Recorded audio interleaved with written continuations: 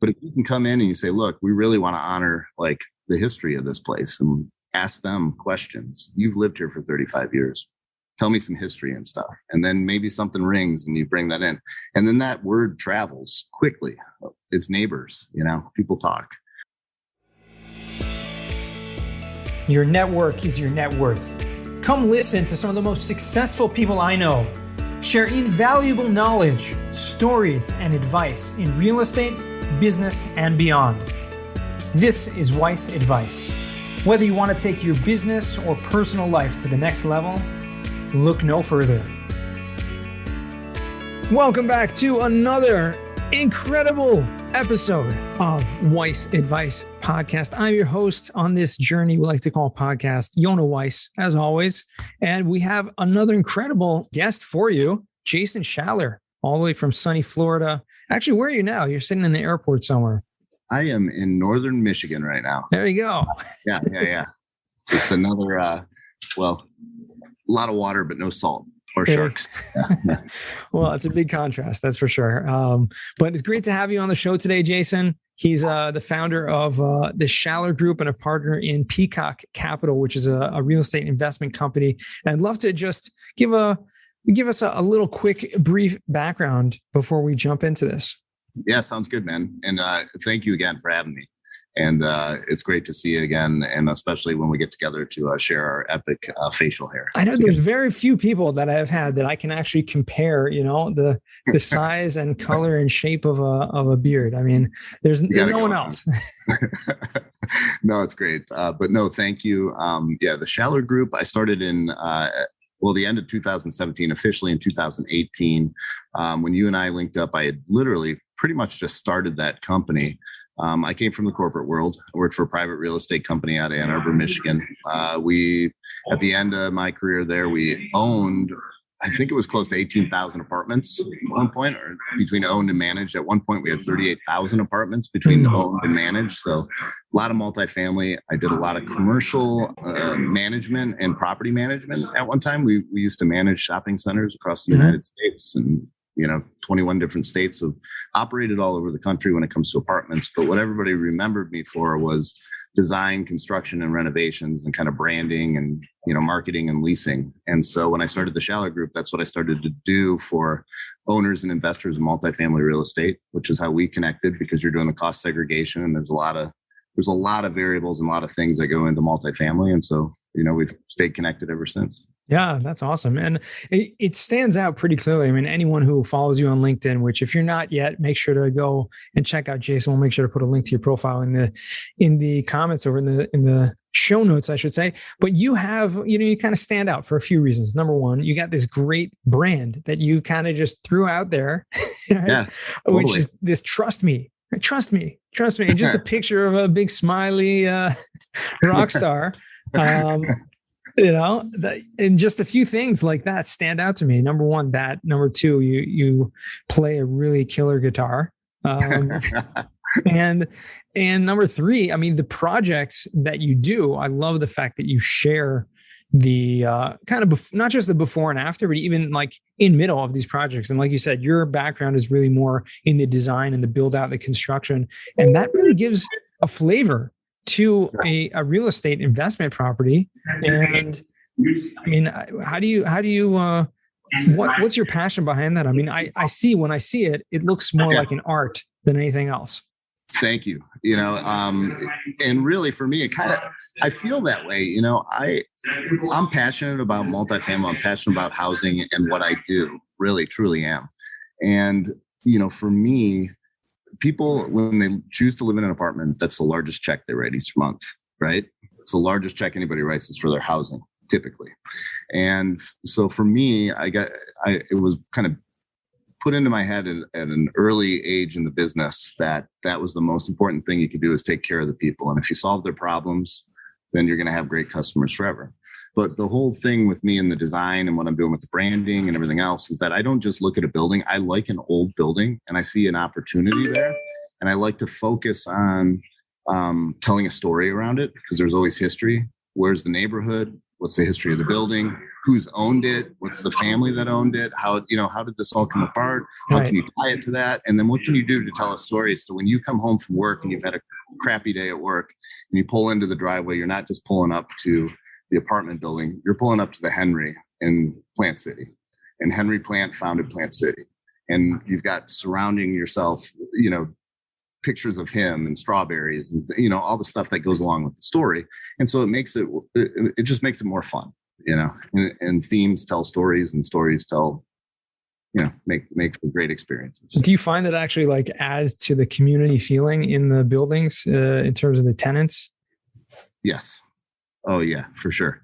Really. Like the second the whole crew shows up on site and the team, I get excited, number one, for telling people. And once, it's tough. You've got people that have lived in some of these apartment buildings for 15, 20, almost their whole lives sometimes. Right? And then you come in and you're a new owner and they're worried, like, I'm getting kicked out. You're going to raise the rent. You're going to do this. You know what I mean? All the things that go with that. Right. But if you can come in and you say, look, we really want to honor like the history of this place and ask them questions. You've lived here for 35 years. Tell me some history and stuff. And then maybe something rings and you bring that in. And then that word travels quickly. It's neighbors, people talk. But it also helps with the team too. And it gives the whole sales team and the property management team something to be like personal and emotionally invested in, which is, helpful to connect with the residents and sell the property and lease it and everything else. Sure. And you've come quite a way, since you started the Schaller Group and investing. I mean, you just told me in this span of a couple of years, you guys already have over 1,200 units that you have invested in and syndicated into to date. So that's pretty awesome. Yeah, we've not been slowing down at all. We actually have more in front of us right now. We're getting ready to develop buildings too. We've got this whole development platform, which is going to be very, very cool.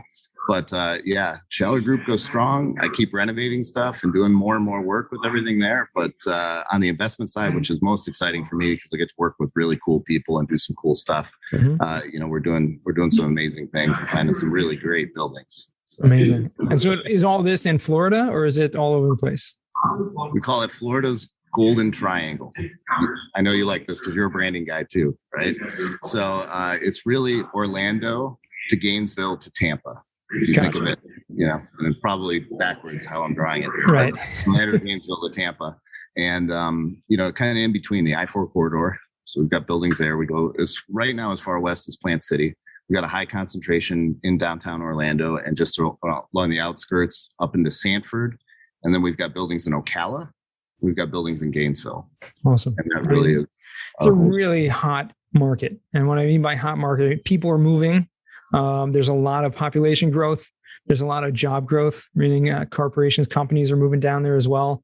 It's a great place to live. I mean, Florida, a lot of people moving there because, not just the weather, but also there's tax, there's no state sales tax, things like that, where you got really incentives people to come live there.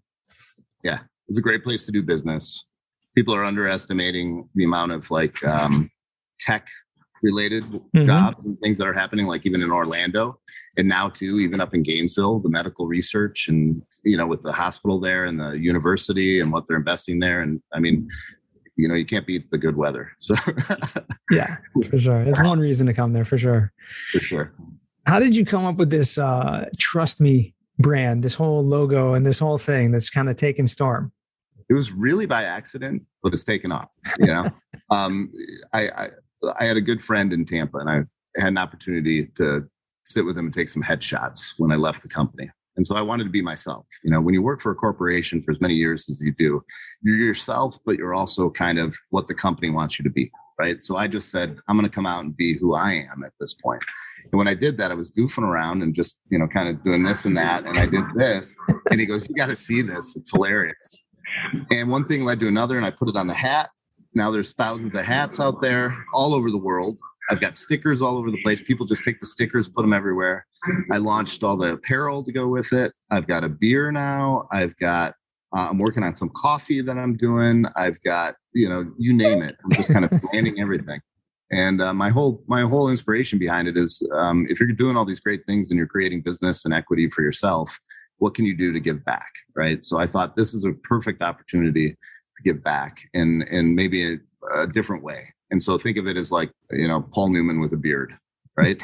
I want to, any after-tax profits or whatever, get shared with arts organizations and organizations that support music, arts, and culture. That's my mission for that. So very cool. Very cool. Yeah. And it's just, it's about being happy. It's about smiling. It's about showing the world there's a lot more to be grateful, for in this world than just to be kind to other people. I mean, I think that's what the message comes across as.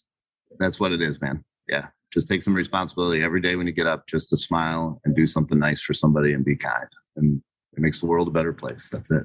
Yeah. But it's what's fascinating to me is how incredible, you just, like you said, it was kind of by accident. You just kind of started something and it sticks. Like that's the power of branding. Like you just do something, you just repeat it over and over enough times. People just make that mental connection and they see the picture, right, of the smiley guy and they just make that connection. But the amazing thing is, especially when it comes to investing and it comes to those kind of things, we're always talking about how important it is. You have to know, like, and trust people, right, in order to do business with them. And it's like, it's almost like funny, the fact that just by branding yourself is like, trust me, like you've already done that. Like people they'll start to like you once they get to know you, obviously, but they'll like immediately relate that trust with you just because you've kind of branded yourself as that, which is really fascinating. People always, I feel like I know people already when I meet people. Like I've never really met anybody I don't like. You got to prove yourself, like to make it where I don't like you or something, which is uncommon. But you're right about that, and I think it's just me being me. I mean, this is the way I am and the way I wrote everything and everything I'm doing. So the more genuine you can be, and you get this too, the more genuine you are and the more open you are, people just relate to you. And if they can relate to you and they see what you're doing, and then the wonders of what we do on LinkedIn and everything else is that people see what we're doing. I mean, you're not just talking and saying, oh, I'm doing this and that. I mean, you put out these challenges, you do all this other, people take action, and it's like, that's contagious. So yeah. It totally is. So let me flip back to the business for a second, the investment business and the property manager. You're still focusing on construction and redevelopment, that kind of stuff. Are you doing that as a third party to other people or just for your own properties at this point? Yeah, great question. So the way I'm really paying the bills today is to continue to do third party work with the Schaller Group for owners and investors. The same teams that I use for everything that we do there does what we do for Peacock Capital. So I oversee all the renovations, put the plans together, do all that, but I don't make a dime on it.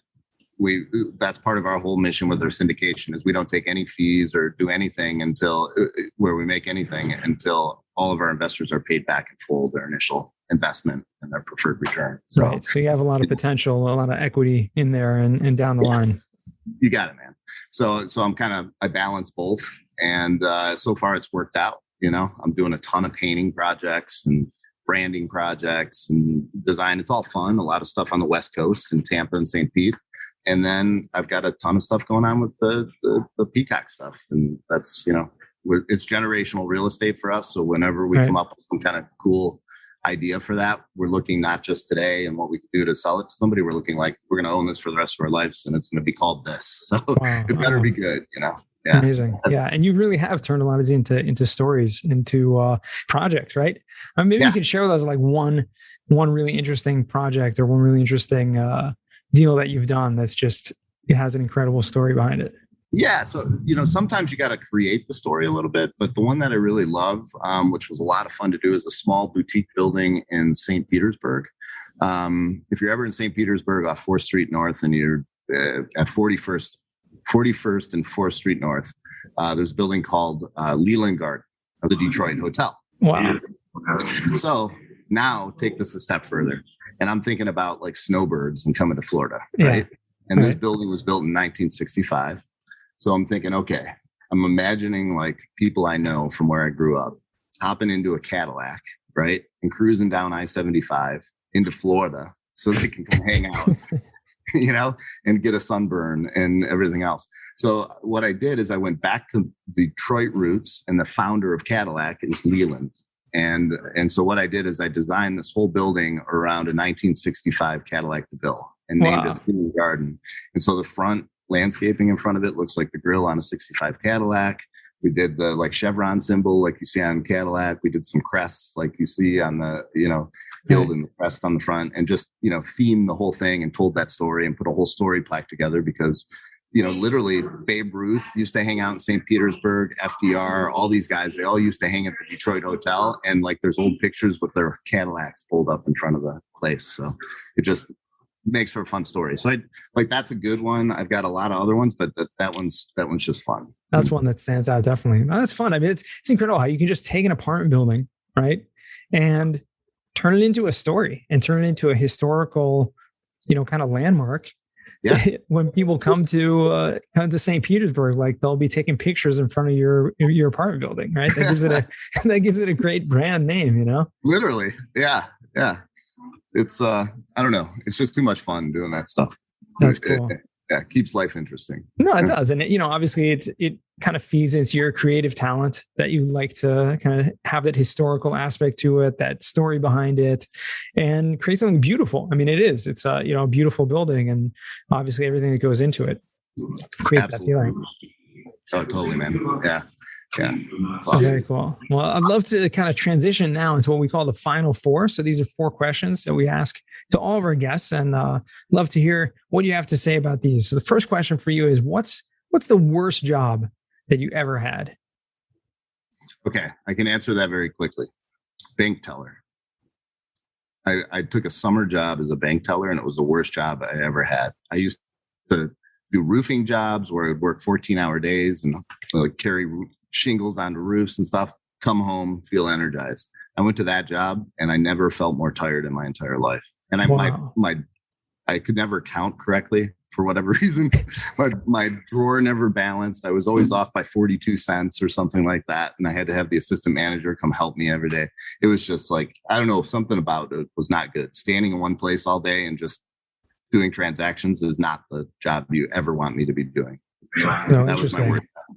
Yeah, that's so interesting because each of us have sometimes when we have these jobs when we're younger that they kind of bring out in us what we know we're naturally, kind of good at, or tendencies that we enjoy doing. I mean, I picture you as someone who's much more an art, kind of cultural kind of artist, or you're a musician. These are things, right? A bank teller, it just doesn't flow. doesn't mesh with that, right? No, exactly. I mean, I can say I did it, but I will never do that again. Right. Yeah. Right. Check it off the list, but it never could come back. I think that ever happened with ATMs. Yeah. Well, yeah. I mean, that's the other thing. Like nowadays, like there almost aren't any bank tellers anymore. I mean, everything is becoming digital and automated. So it's kind of you tell that story, someone's going to be listening to this and in 10 years from now, I'm like, what's a bank teller? Like what? I'm sure probably already are some people that will, It's so funny. So the second question, what's going to be a book that you've read that's given you a paradigm shift? So I'm looking for something that kind of just changed the way that you saw something. This one is tougher for me. Number one, and I'll just be honest with you, I have like a really hard time finishing a book. I start a lot of them and then I come back to them and I'm all over the place, So like business books, and there's been things I've been forced to read, but I never want to be forced to read anything. I'll tell you one thing that was like very interesting for me to read at a younger age, and it's kind of way off topic, but what it taught me is that there's more than I always wanted to be a rock and roll star. And I read David Lee Roth's book, like Crazy from the Heat, in college. And there was something about it that was like, there's nothing epic. I don't know. But there's just something about like being free and like being who he is and not really caring about what other people thought, and like having that mentality of like, yeah, sure, the guy's a rock star and does crazy stuff, but he's also very dedicated to a lot of other things in his life and he took things seriously and almost becomes obsessed with them and stuff. And so for me, it's, I don't know. That's a hard one for me to really answer, but that stuck out. I mean, just kind of like the bank teller just popped right into my head, which is a weird one, but here I am. Listen, it's about something that kind of speaks to you, and I think we all have a different reaction to different things, and regardless of what type of book it is, if there's a message that's in there that kind of changed the way you viewed yourself viewed the world or anything like that. I mean, that's really what I'm looking for. And I think that's, something that really speaks to who you are, right? I mean, and that's perfect. I love that. I just want to do scissor kicks off of like the sides of a apartment. There you go. That changed how you play guitar forever, right? Exactly. What about a skill or talent that you'd like to learn?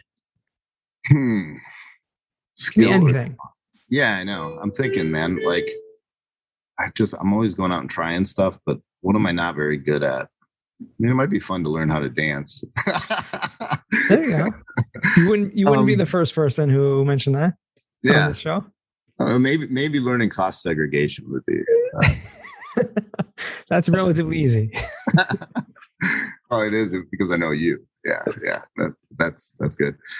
It'd be fun to do actually, and I think I already know how to drive. I'd love to drive a race car. I would love to go 250 miles an hour around the racetrack. Wow, that's pretty wild. I don't know if I will, but yeah, that would be cool. You can go. I mean, there are places that you can go and just kind of be a passenger. Yeah, that's tough though. I've never been a passenger. It's harder in a lot of ways to be a passenger. Yeah, you're just sitting there the whole time, like, oh no, I'd rather drive. Yeah, for sure. Right. All right. Very cool. Well, on that note, what's a car that you've driven before that's been just like an awesome car? I like driving the Tesla. Oh yeah, very cool. And I mean, for that whole that feeling you get if you floor Tesla. Now the problem is I've rented a few of them, and the battery life in a normal Tesla is I get about half of that because all I do everywhere is just floor it because it's so much fun. The whole feeling of everything. But it's an amazing machine for sure. Yeah, that's pretty cool.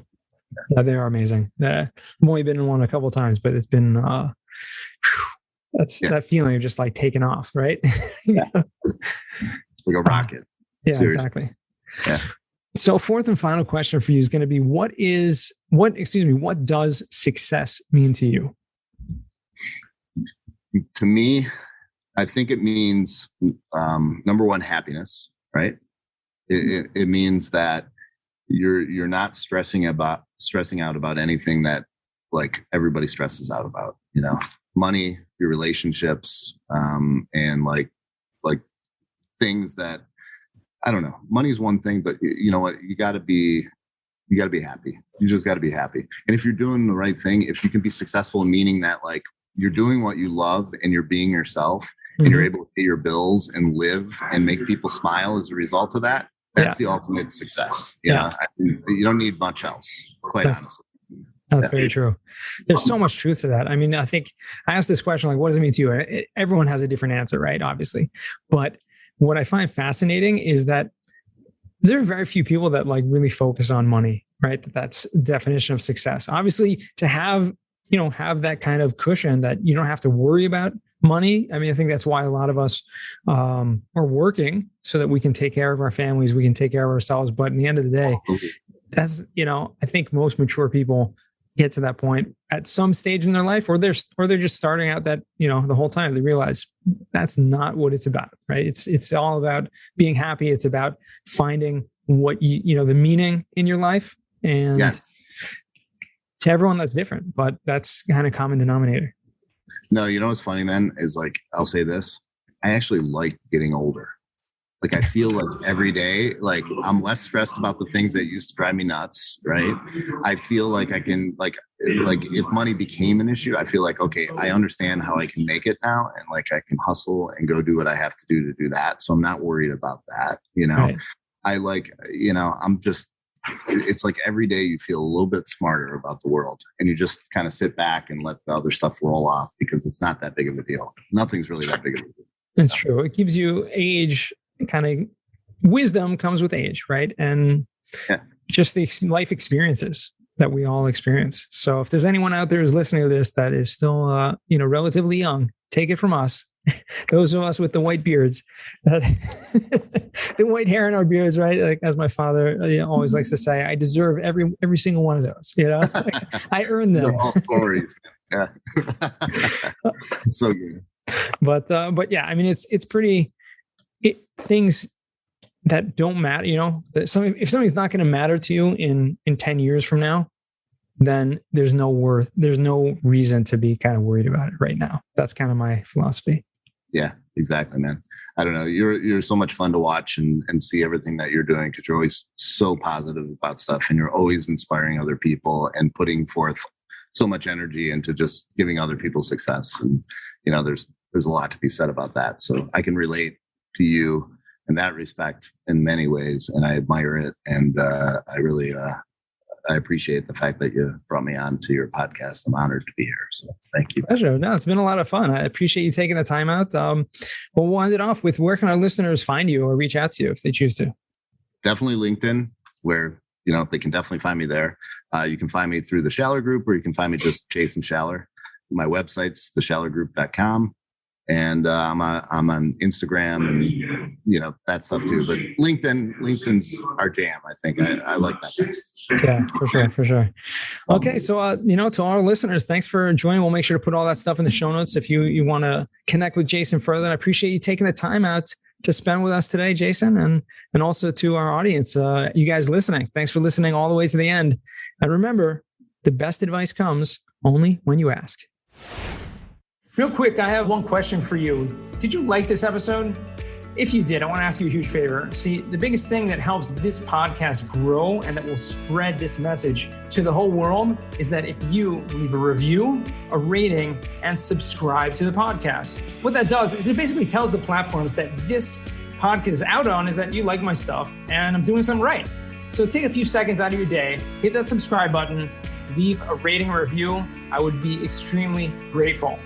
Also, I want to hear from you guys. So I want to hear some feedback. If you have any questions for future episodes, please find me on LinkedIn. Send me a DM, a connection request, Yona Weiss, and I'd love to hear from you.